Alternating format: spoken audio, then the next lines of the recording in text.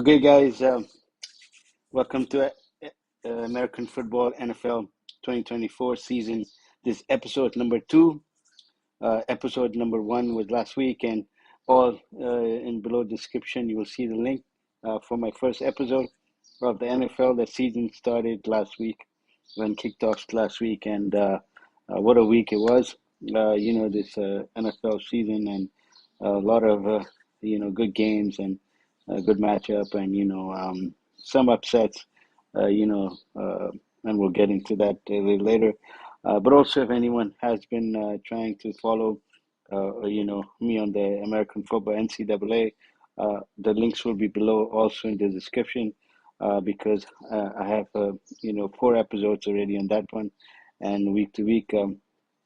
So the links will be there in the description. Don't forget to subscribe, like, and follow, and to get up to date on the American football of NFL and also of NCAA college football. But now for NFL season, let's kick it off. And I said last week, that I would give my top 10 teams, from the AFC, and top 10 teams of the NFC, that I feel that they will, one of the teams in this 10 teams will make it to the Super Bowl this season. And these are the top 10 teams from either side that has a chance of going to the playoff and so but by half of the season, in other episodes that will follow, I will give you the ratings that which team is winning, which team is losing, and what was it. Maybe from the list, 4 of them are not going to be there when the half of the season starts because they have not been doing well, and they're not even going to make it to the playoff.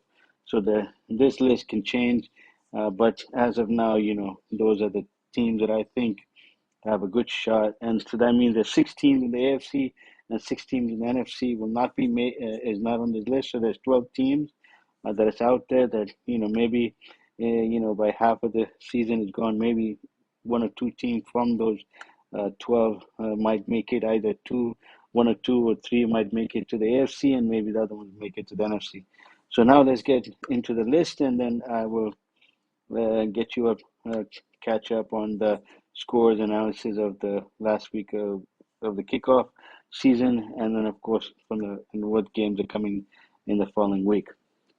So now, my top 10 teams in the AFC that I've picked, is the Buffalo Bills, the New England Patriots, Miami Dolphins, LA Chargers, Kansas City Chiefs, Las Vegas Raiders, Houston, Texas, Jacksonville Jaguars, and Pittsburgh Steelers, and Baltimore Ravens. These are the top 10 that I've chosen from the AFC side. And now, in my top 10 teams in the NFC, I've got the Philadelphia Eagles, Dallas Cowboys, New Orleans Saints, Atlanta Falcons, Tampa Bay Buccaneers, Chicago Bears, Detroit Lions, San Francisco 49ers, Los Angeles Rams, and the Green Bay Packers I've got on this one. So now these are, the top 10 on the both side, as you can see. So we'll see from this list that who will make it, who will not make it, and how it will be. And then, but after the season, I'll give you the records of each of these teams, of what the record is, and maybe you'll see the list might change. Maybe it might stay the same, and you never know. But we'll see, and it'll be in the half of the season. It will go up. Now let's get right into the week and the kickoff that happened, and give you the analysis of it, and we'll go right in. Now, the kickoff started with the Chiefs and the Baltimore Ravens that played on a Thursday, and then it was followed on a Friday. There was a very, very first time, and they've been playing on a Friday, but it was played in Brazil, so that would follow there. Then we have all the Sunday matches here. The Chiefs beat the Baltimore Ravens 27-20, and it was a very close game, went to the right wire. I'll give you the analysis on all of these matches and games coming up. Then Eagles beat the Packers 34-29, and then the Steelers beat the Atlanta Falcons 18-10. Arizona Cardinals beat the Buffalo Bills they lost to Buffalo Bills 34-28, and Chicago Bears late in the fourth quarter came and beat Tennessee Titans 24-17, and then the New England Patriots beat the Cincinnati Bengals 16-10. Then you had the Texans just over the edge over, Indianapolis Colts 29-27. And then you had the Jacksonville Jaguars losing to Miami Dolphins 20-17. And then you had the New Orleans Saints with the very high-profile offense they had against the Carolina Panthers. They won 47-10. And then the Vikings beating the New York Giants 28-6. And then with the Jim Harbaugh coming from uh, Michigan Wolverine last year, now into Los Angeles Chargers, and what the change up he's done, they beat the Las Vegas Raiders 22-10. Then Seattle Seahawks beat the Denver Broncos 26-20, and then Dallas Cowboys beat the Cleveland Browns 33-17. And then you had the Washington Commodores losing to Tampa Bay Buccaneers 37-20, and we had the Detroit Lions beating the Los Angeles Rams, in a very high overtime, 26-20. And then on the Monday Night Football, we had the San Francisco 49ers beating the Jets 32-19. So let's get right into the analysis of all these matches here. We start off with the Kansas City Chiefs and the Baltimore Ravens. Here you'll see that it was, very neck to neck in the first half. It was 13-10. Then it was anyone game there. Baltimore playing very, very good defense and, was holding, the Kansas City Chiefs there. And then you can see into the second half, they scored 10 points and gave 14 points to, Kansas City Chiefs. So overall, it was just right to the wire because if that goal that they had gone in the last second would have been counted, then they were able to either tie the game or, had won it by if they won a 2-point conversion and win it 28-27. But because they didn't count that touchdown and it was time, it also ran out. But you can see here the Kansas City Chiefs, defense not overall in there. They've given up 452 yards already to Baltimore Ravens.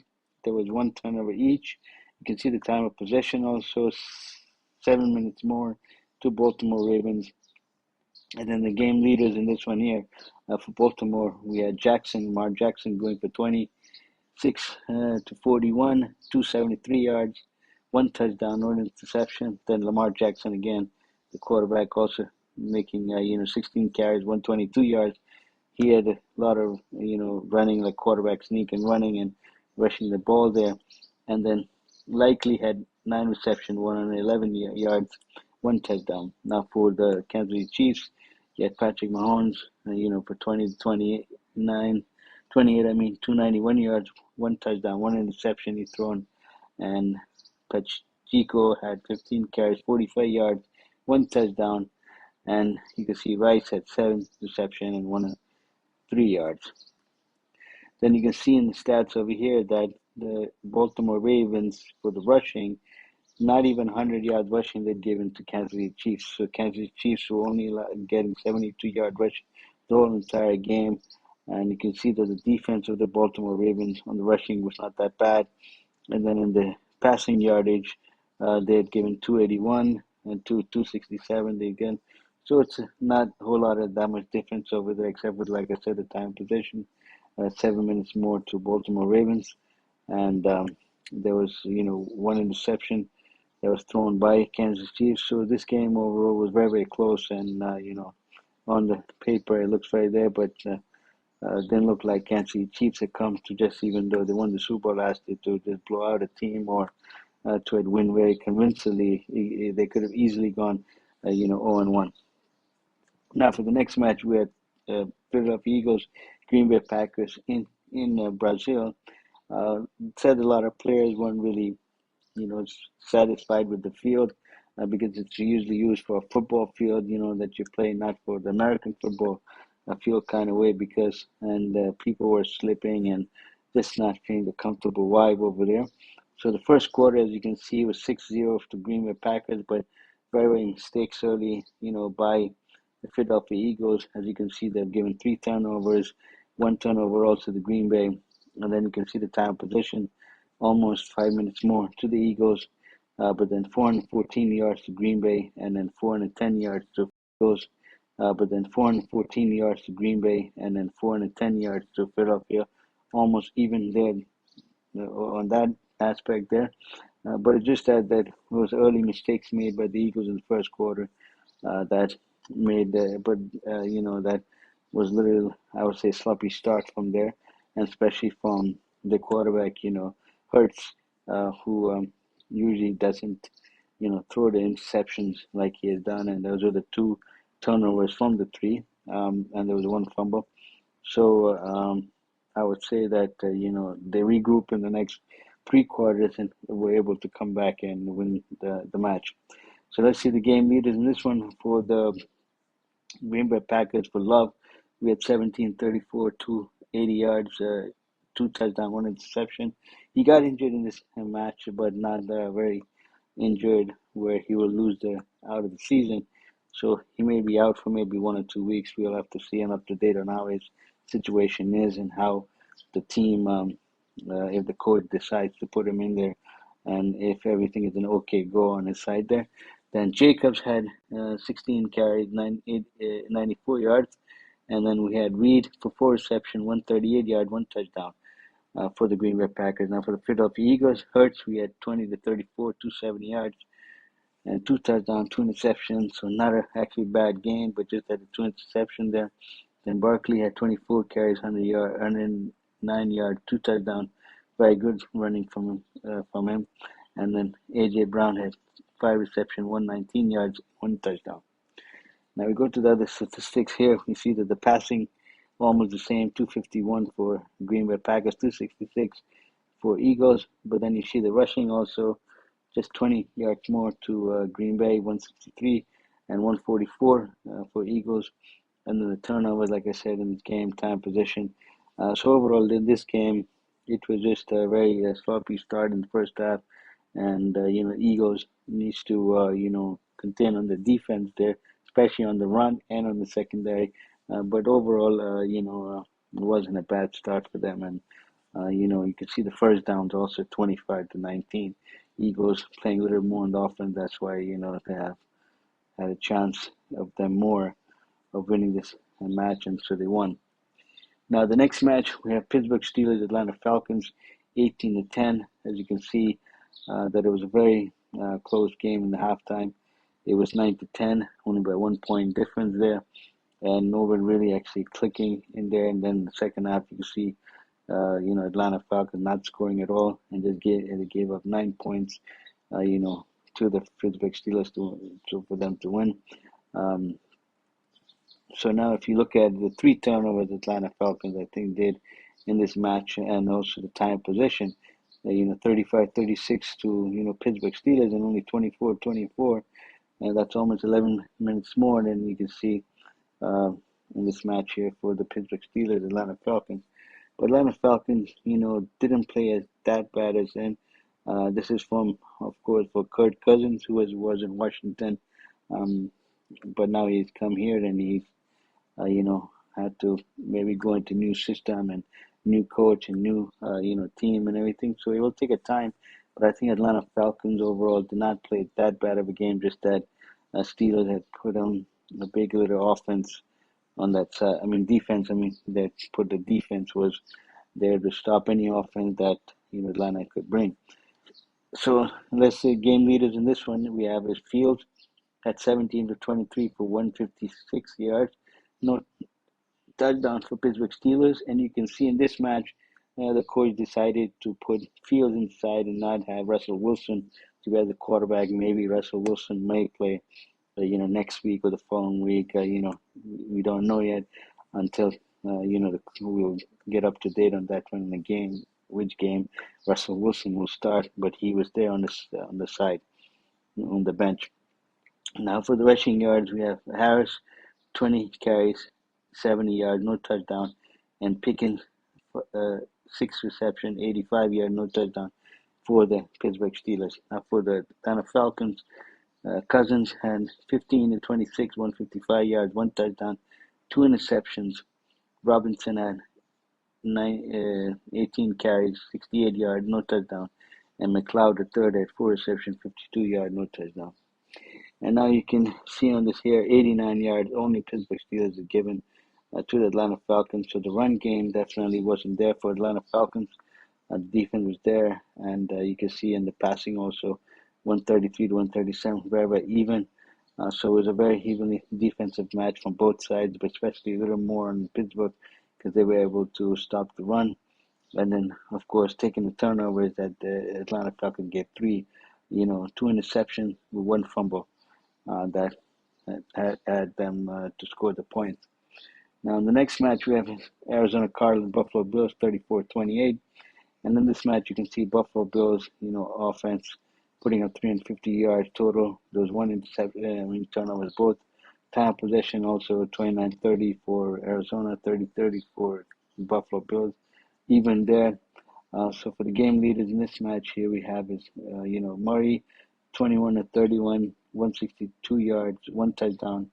And Murray again, 5 carries, 57 yards. As a quarterback, he rushed also and was the game leader for the Arizona Cardinals. And then we have Dortch, 6 reception and 47 yards, no touchdown for Arizona. Now for Buffalo Bills, Allen had a very, very good game with no interception. He threw 18, 23 for 232 yards, two touchdowns. Cook had 19 carries for 71 yards, no touchdown. And Coleman had 4 receptions, 51 yards for no touchdown. Now, if you look at the stats here, you see the passing, 146 limited to Arizona, and then 222 for Buffalo Bills. And then even the rushing, 124 to 130, almost the same. It was just that one fumble loss that resulted, and then there was one fumble on both sides was lost. It was both fumbles that dramatically, but just that Buffalo Bills come out and playing a little more better offense in this match with even the 23-18 first down, a little more, and but there was more on much even a match, but just that edge was given more to Buffalo Bills, and that they won this match. Yeah. Now the Tennessee Titans, Chicago Bears. You can see that this one right in the first half, it was 17-3 Tennessee Titans, and everybody thought, okay, Tennessee Titans maybe in a very good position to win this match here. But then the second half is when the turnaround came, where Chicago Bears defense came up, gave no points, not even a field goal, and they put up 21 points themselves. 7 in the third quarter, 14 in the fourth quarter to come 24-17. And you can see the turnover, Tennessee Titans giving 3, and also, but the Tennessee defense giving up to Chicago only 148. So there was some defensive plays in this match that had scored touchdowns and had given a chance for the team, for the Chicago Bears to win as they won. And then time of possession also 34-53, Tennessee Titans at 25-09. That's about 9 minutes there. And so that's in the stats. And I see the game leaders in this match for Tennessee Titans. We have Levy's 19 for 32, 127 yard, one touchdown, 2 interceptions. So not a good game for him. Pillard 16 carries, 82 yards, one touchdown, and then Ridley 3 reception, 50 yards. Williams and that was for for Tennessee Titans. Now for the Chicago Bears. The quarterback, we had Williams, 14 for 29, 93 yards, no touchdown. And then for rushing, Swift, 10 carries, 30 yards, and D. Moore had 5 receptions, 36 yards. So I can see over here in this match here, only 64 yards passing Tennessee Titans given. So their secondary really stopping Chicago, not to get anything. And then 84 yards also rushing. So Tennessee Titans had given everything they had on the defensive side. But again, then it was a turnover that I did, one fumble and 2 interceptions that was thrown.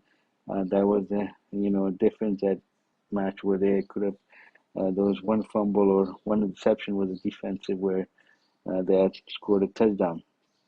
And so this went right into the fourth in the second half where that extra touchdown had given the difference into this game, and it was very, very. On the paper, it may look like it was just one-sided. The Tennessee Titans should have won, but then you look at the score, it wasn't. Even though first down, Tennessee had 16-11. So, but Tennessee just couldn't have finished this game. So that's why they lost this match. Now, for the next game, we have the New England Patriots and Cincinnati Bengals. It was 16-10. And you can see the 2 turnovers Cincinnati Bengals did, and you can see the time of possession. New England Patriots more 9 minutes there. 34-3 to 25-57. You can see that total yard is 290 to 224, almost about 70 yards more favor to the Patriots. And so it was evenly, not that much even, but just a little bit favor to the edge onto the New England Patriots. The game leader in this match is that for New England, Brissett had 15 to 24, 121 yards, no touchdown. Stevenson had 25 carries, 120 yards, one touchdown. So they were running the ball more, and that's why and they gave Cincinnati Bengals let him have 120 yards, and he was able to score. And then for receiving, Cooper had 2 receptions, 31 yards for the New England Patriots. Now for the Cincinnati Bengals, Burrow was 21 to 29, 184 yards. Not that bad as a rating there, just that he didn't score any touchdown. Moss had 9 carries, 44 yards, 1 touchdown. And Chase had 6 reception, 82 yards. So here we can see the turnovers. There was a 2-2 fumble that the Cincinnati Bengals gave, and Cincinnati Bengals were not able to run the ball against the New England Patriots. Only 70 yards they rushed. So it was good defense on the side for the New England Patriots. And then just at the secondary had given up a lot of passes and yardage there, but were able to come up and win this match, as on the paper, as you can see. Now, next match, we have Houston Texans, Indianapolis Colts. And Houston Texans winning by 2 points, 29-27. And this was in the first half. You can see it's 12-7. And then you can see then the second half, Houston Texans scoring 12 in the first half and then 17 in the second half. And then 7 points only in the first half in the Colts. And then they scored 20 in the second. So it was very, very close. Just that 2 points, I think that had a safety in the end zone that made the difference, or it could have been 2-point conversions in this one. So this one here you can see is at 417 yards for Houston and 303. One turnover was given by Indianapolis, and then you can see the time of possession, almost double, 40 minutes to Houston and 20 minutes to Indianapolis Colts. So now let's go to the passing yardage. The game leaders for this one. For Houston Texans, we have Stroud, 24-32, 234 yards, 2 touchdowns. And then Mixon, 30 carries, 159 yards, and 1 touchdown. And Collins, 6 receptions, 117 yards for the Houston Texans. Now, Indianapolis Colts, you had Richards for 9 for 19, 212 yards, 2 touchdowns, 1 interception. Richards also, as a quarterback, had run the ball, 6 carries, 56 yards, 1 touchdown. And then Pierce had received 3 receptions, 125 yards, and 1 touchdown. Now you can see here, 213 rushing Indianapolis gave. So Houston Texans was running the ball a lot, very much a lot. And then even the passing yardage, they gave 204. And themselves, they had 119 passing yardage. And then, so a lot of yardage on the rush. And of course, the time of possession in this match, the Houston Texans. And that 1 turnover they had, that was an interception. But a very overall close game, but just the Houston Texans came out just with a little edge. And you can even see the first down, 26-14 in this one also. Almost 12 first downs more than Indianapolis Colts. Now, the next match we have the Jacksonville Jaguars and Miami Dolphins, with the Dolphins winning 20-17. You can see here the Dolphins giving no points to the Jacksonville Jaguars, only in the first half they get 17. Then they themselves had scored 7 in the first half, and then they scored 13 in the second half to win 20-17. Miami having 400 total yardage there, 267, almost 100, and almost one double they could have done. And in time of possession, also Miami 33-10 at 260.5. That's almost 7 minutes more to Miami. So the game leaders in this one for Jaguars, we have Lawrence, 12 for 21, 162 yard, 182 yard, 1 touchdown rushing. We have Bixby, 12 carries, 73 yards, and Davis, 3 receptions, 62 yards, no touchdown for the Jaguars. For the Dolphins, now we have Zach Volio, 23-37, 338 yards, one touchdown, but a lot of yardage in the air, throwing, and good game for him. John Wilson Jr., 5 carries, 26 yards, no touchdown, and Hill, 7 reception, 130 yards, one touchdown for the Dolphins. Now, if you look at the turnovers, there's just losses by Jacksonville Jaguars was a fumble, and then you can see the passing 139 to 319. That's almost way over 200 yards more they were doing passing, and then Jacksonville Jaguars stopping them on the rush with only 81 yards given to Miami Dolphins and they themselves. So overall, just that the offense wasn't clicking in the air, but it was a very close game because you could see it wasn't like a total, blowout game on both sides. Jacksonville Jaguars just offensively need to go in, and also the secondary needs to not give up a lot of big plays because 200 yards more, that's too much there, and that's what you've seen in of course, the turnovers. Now for the next game we have is Carolina Panthers, New Orleans Saints.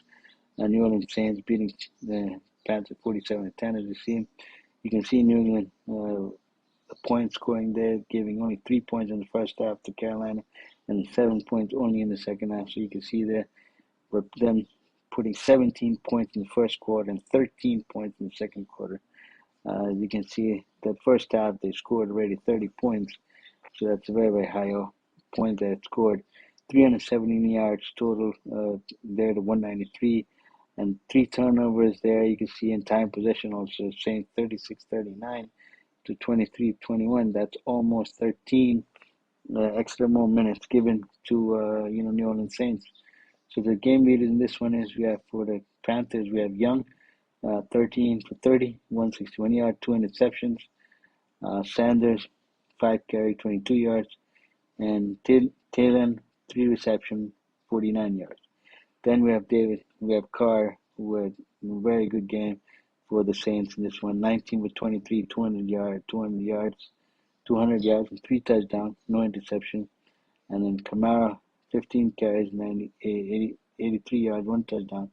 And Shaheed for 3 receptions, 73 yards, 1 touchdown for the New Orleans Saints.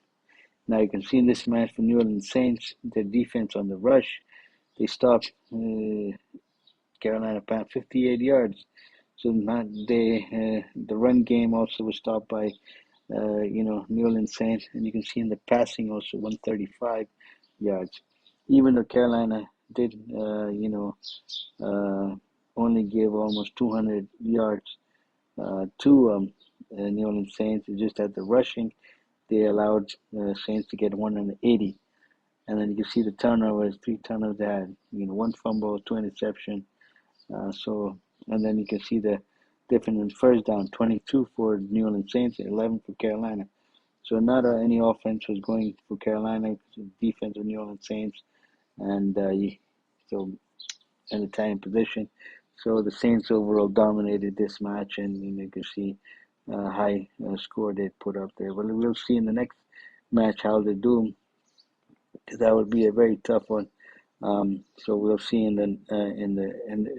this episode and the following week who they're playing, and we will discuss at that time there. Now, for the next match we have Minnesota Vikings and New York Giants. Giants just definitely couldn't get anything offensively done there, and giving 2 already turnovers and a lot of yardage they're giving down, especially in the air. So it was in Minnesota putting up 312 yards total to 240, 2 turnovers each. Time of possession, even Giants had 6 minutes more, 32-26, 27-34, but just couldn't get it offensively done. Now for the passing, for the game leaders, we have is Darnold, 19-24, 208 yards, 2 touchdowns, 1 interception for Minnesota. And then Jones had 14 carries, 94 yards, 1 touchdown, and 4 reception, 59 yards, 1 touchdown for the Minnesota Vikings. Now for the Giants, Jones had 22-42, 199 yards for 2 interceptions. Singletary had 10 carries, 37 yards, and Neighbors had 5 receptions and 55 yards with no touchdown for the Giants. As you can see at the turnovers in this match, 2 interceptions and then 1 fumble, and 1 interception thrown.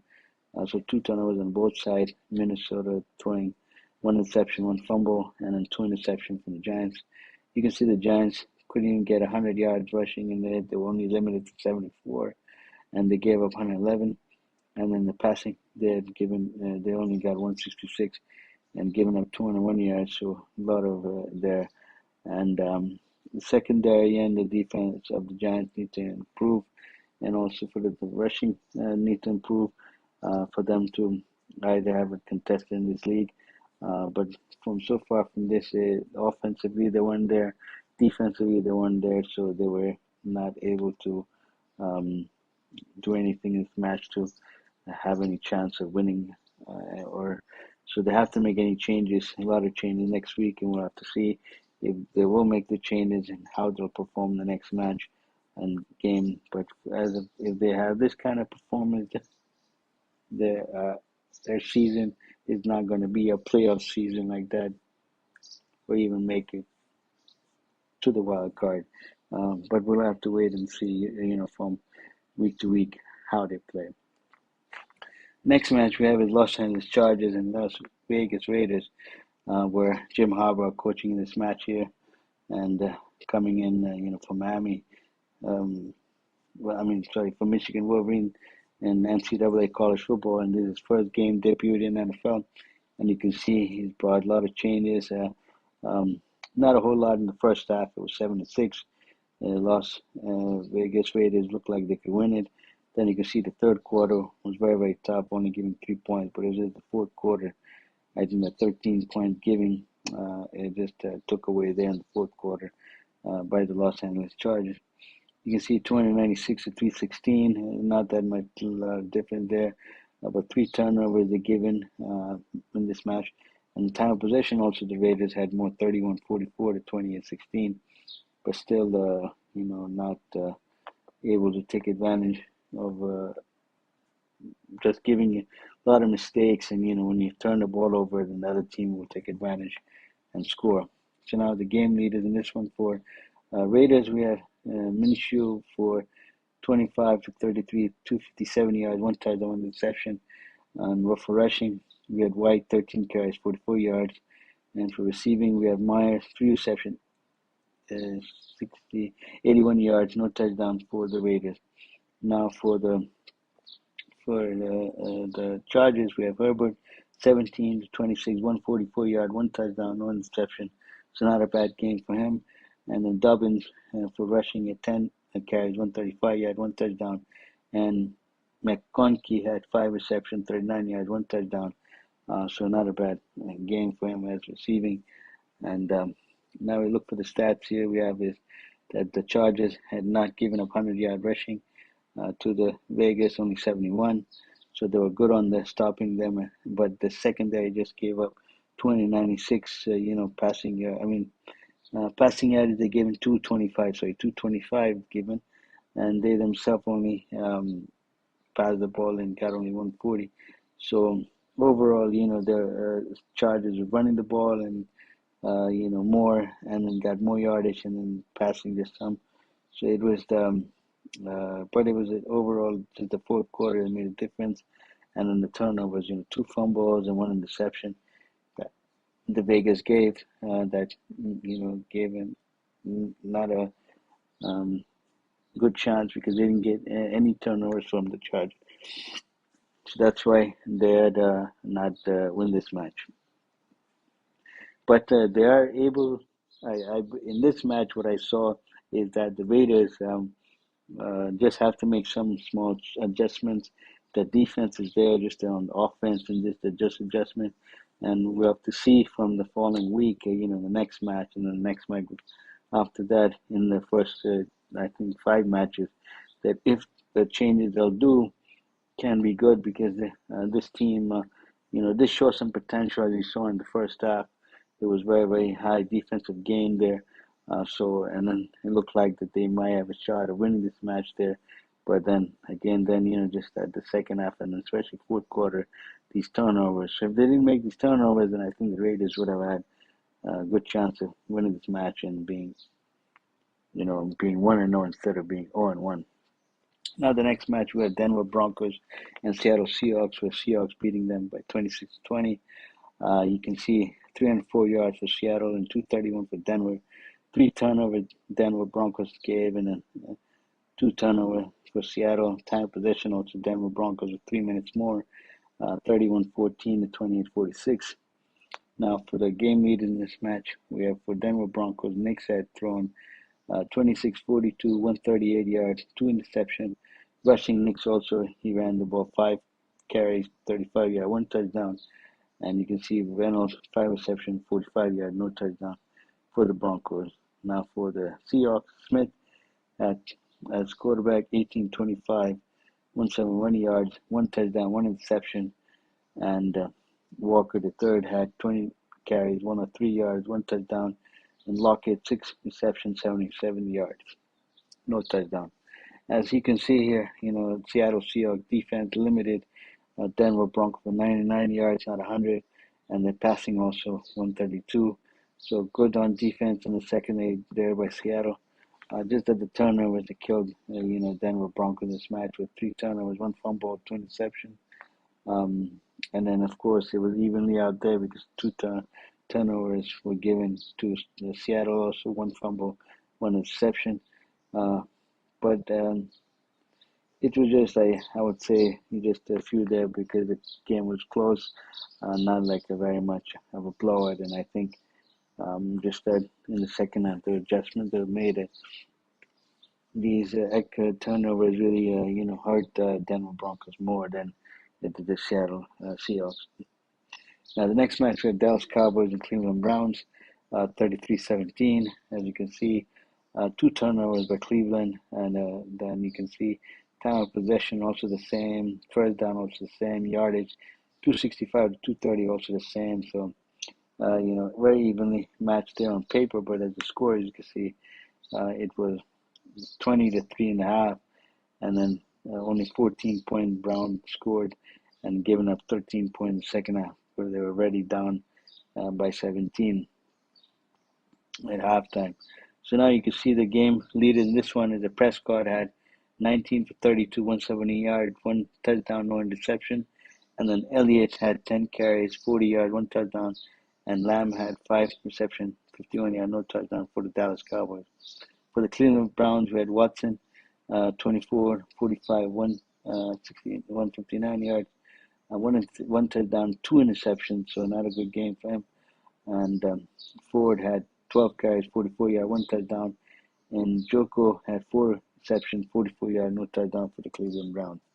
Here you can see also Cleveland Browns only had rushed 93 yards, no 100 yards there.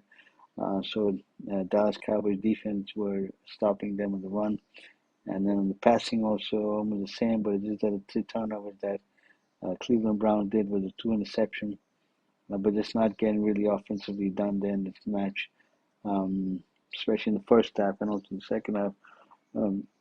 They tried in the second half, but it just that the defense gave up a little more plays, and because of these turnovers, Dallas Cowboys were able to win this match there. Next match we had Washington Commodores and Tampa Buccaneers. Buccaneers winning 37-20, as you can see. 392 for Tampa Bay for 209, so about 100, almost 100-yard difference there. And then you can see time possession, 7 minutes more to Tampa Bay with 33-41 and then 26-19 for them. But no turnovers in this match by either team. So now the game leader in this one is we have Daniels for the Washington. We have Daniels 17-24, 184 yards, no touchdown or interception. Daniels also was the leading rusher, as he was the quarterback, 16 carries, 88 yards, 2 touchdowns there. And Eckler had 4 receptions, 52 yards in receiving, no touchdown for the Washington. Now for the Tampa Bay Buccaneers, Mayfield at 24 to 30, 299 yards, 4 touchdowns, very good game for him. He didn't throw any interception there. And then Irving had 9 carries, 52 yards, no touchdown in rushing. And Goodwin for reception, 8 reception, 83 yards and 1 touchdown for him for the Tampa Bay. Now, as you can see, it's evenly matched on both sides, each giving, over 100 yards each. And then almost 50 yards, I don't know, 120 yards different than passing. So it was where, Tampa Bay was putting up the points there. So overall, this game, defense of Tampa Bay came up where they had stopped,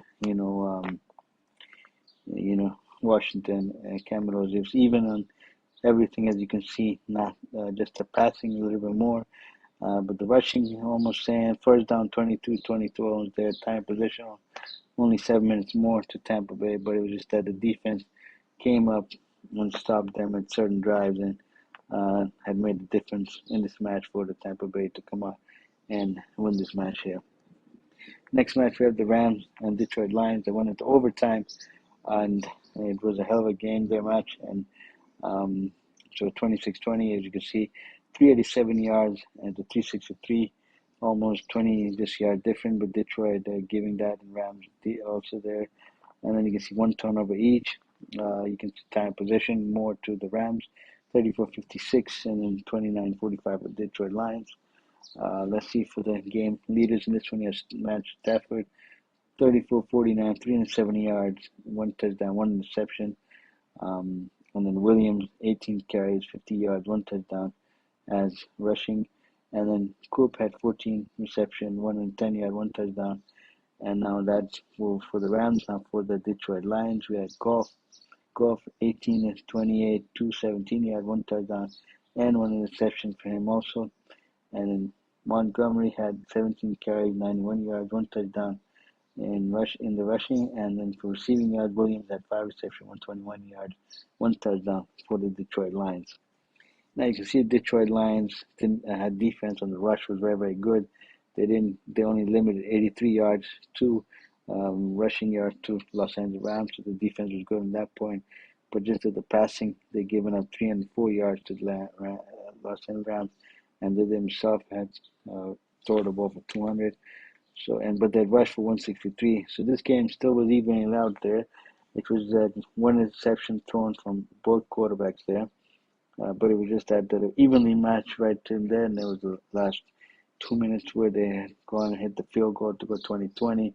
Then in the overtime, Lions had won the toss, and then they went down, and then they scored a touchdown. So in the overtime, the rule is if you scored a touchdown first, you win the game.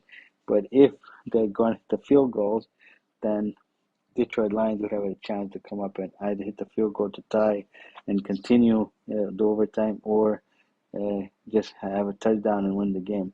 So the rules in the overtime is very, very different. And the rules are that, because the team scored it's different in college, because in NFL, is whoever scores a touchdown first, you don't even go for the extra point. You just get the 6 points in that training.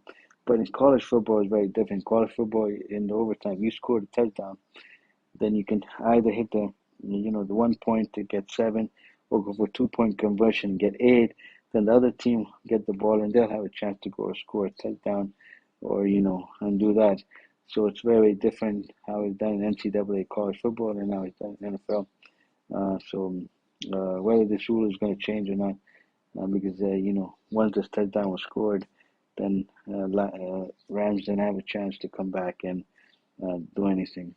So this game went right to the wire, and it was very, very matched. And a lot of people anticipated that the Lions would win this match, and so they did. Now for the Monday Night Football, as match this have the San Francisco 49ers, who were in the Super Bowl last year and lost to Chiefs, but as they come and condemn and play the opening in the first match, they beat Jets 32-19, where we're also starting Aaron Rodgers, who was traded from Green Bay Packers, and here it comes. So you can see here, 400 one total yard for San Francisco to 266, 2 turnovers in this match that was given by New York Jets, and then you can see time possession, 38-40 to San Francisco, and 21-20 to Jets. So that's almost 20 minutes more, almost there. And you can see in the first half it was 16-7, and then you can see in the second half, 16 points were scored by 49ers, and 12 points was given to the New York Jets. Now the game lead in this match here for the Jets, we have Aaron Rodgers for 13 for 21, 67 yards, one touchdown, one reception. And we can see for rushing, Hall had 15. Hall had 15 carries and 54 yards, one touchdown. And for receiving, we have Lazard, 6 reception, 99 yards, two touchdowns for the Jets. Now for the San Francisco 49ers, Brock Purdy had 19 29, 231 yards, no touchdown. But he had a very, very good game, but just need to just make little more better passes. And, I think during the season, he will improve and make chances there because McCaffrey is rushing, the number one rusher for the San, was injured in this match, didn't play. So Mason came in behalf of the rushing for the San Francisco 49ers, and 28 carries, 147 yard, one touchdown. So not bad on that point there.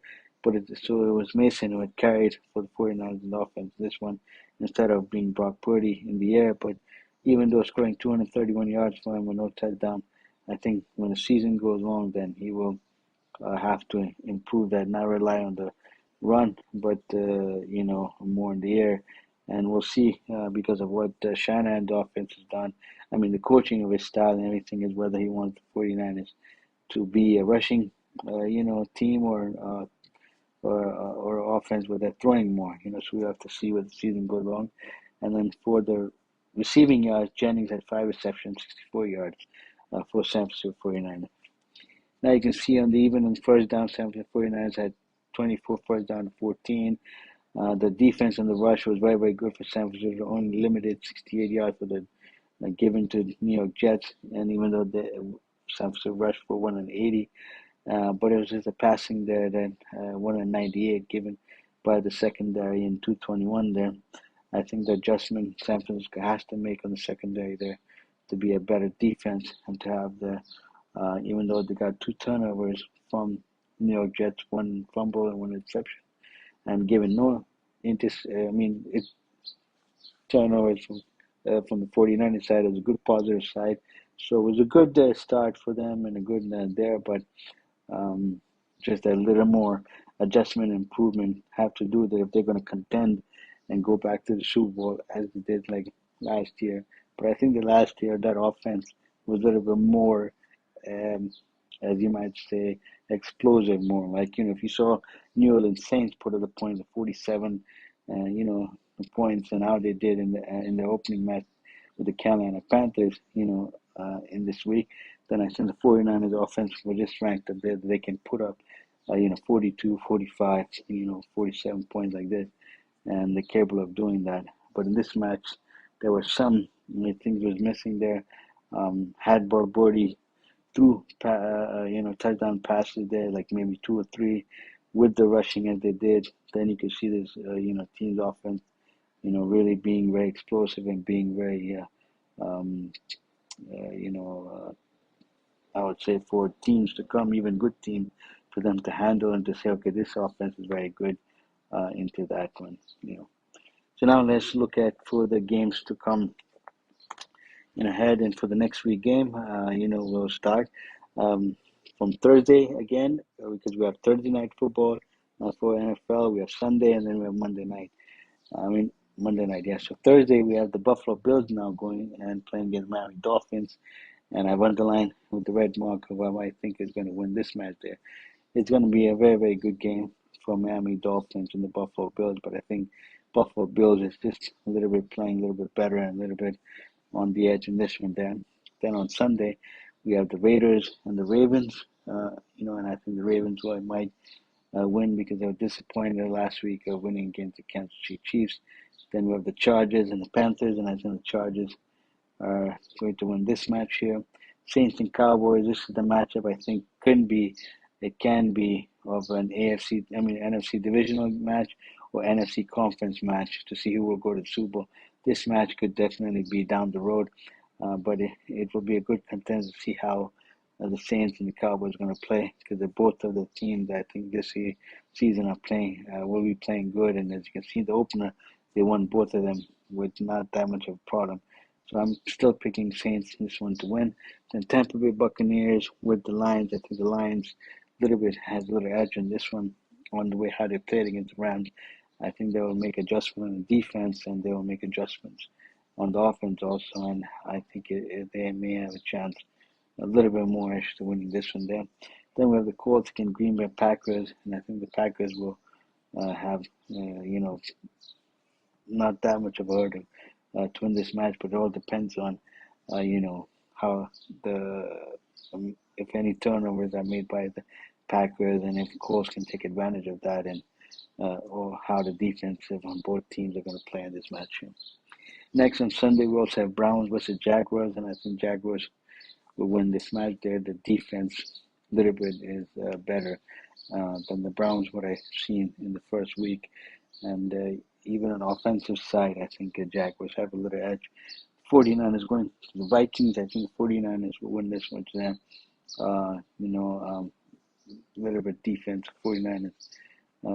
And the Vikings only played the Giants with that kind of defense. So I think that this match will be a very good one. But the edge is a little bit given to the 49ers here. Then we have Seahawks and the Patriots, and I think the Patriots might win this one at home, coming with a defense that they have. And I think that they've proven in the first week that they can contain I think there's a little bit of adjustment on the second day the Patriots have to do, and, to see how they will handle it. But I think the Patriots will either win by a field goal or maybe a touchdown, but this one wins. Now we have the Jets and the Tennessee Titans, and I'm giving the Tennessee Titans this one. This Tennessee Titans have just a little bit more edge on defense than the Jets, and how Tennessee Titans played in the first half. I've seen some sign, and I saw how the Jets played. Even though I think people will pick definitely the Jets to win because of Aaron Rodgers as quarterback there, who has so much experience, to playing in the league, that he'll be able to come. But I think that the whole team has to play as one, and everyone have to have an understanding for them to be able to put. And like I said, I can be wrong, and of course, it doesn't have to be. I have to be 100% perfect, But this is just my, an opinion, and this is for what I feel. And now the Giants going to Washington. I think Giants will have to. I'm picking the Giants to win this match only because I think Giants will make adjustments in this match. They'll improve a little bit on the defense, and this is also in the division. Washington is in the division, so this is a division matchup there. And I feel that the Giants would want to win this match, and they would have been disappointed of losing the first match, and maybe have some kind of offense going, and we'll see. And then we have the Rams and the Cardinals, and I'm picking the Rams to win this one because their offense and defense is just a little bit on the edge better than the Cardinals. Steelers and Broncos. I think the Steelers defense is pretty good and a little bit would be contested against the Denver Broncos. Then we have the Cincinnati Bengals and the Chiefs, and everybody wants to see the Chiefs to win this match there, whatever. But I feel that I'll take an upset in this one, and I'll just gamble and or take a chance and say the Bengals will win. Just only because I think that the way the Bengals have played the first game, and there's certain things I saw, so maybe, the Bengals have a chance of, they play, that defense, a strong defense to contain the Chiefs, but you never know. But like I said, I just wanted to throw it as that fun to see, how this is. But even though everyone is knowing on paper that the Chiefs will win this one. Then Chicago Bears and Texans. I think Chicago played a very good defense. And they had some offense, and then now they're going to Houston. So this will be a very, very good matchup also, and I think that it can come down to just a field goal or a touchdown, and I think that I will give my edge here to the Bears because they are playing just in a little more momentum than what I saw in the first week from the first game. Then at Monday Night Football, we have Eagles at Atlanta Falcons.